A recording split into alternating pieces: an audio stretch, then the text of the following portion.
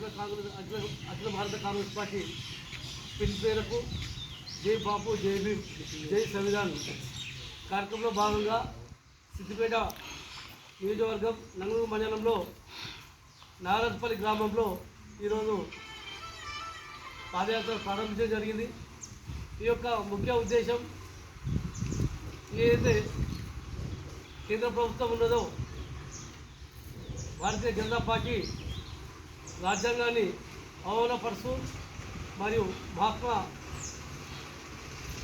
గాంధీ గారిని మరియు doctor BR Ambedkar గారిని అవమానపరిచే విధంగా కార్యక్రమం చేపడుతుంది. దీనికి నిరసనగా కాంగ్రెస్ పార్టీ జై బాపు జై భీమ్ జై సంవిధాన కార్యక్రమం తీసుకుంది.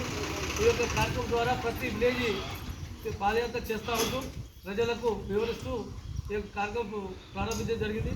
ఇప్పుడు ఇందులో భాగంగా జై సంవిధాన్ జై పూలే జై బాపు దానికి మనం అందరం కట్టుబడి ఉండాలని చెప్పి ప్రతిజ్ఞ చేద్దాం.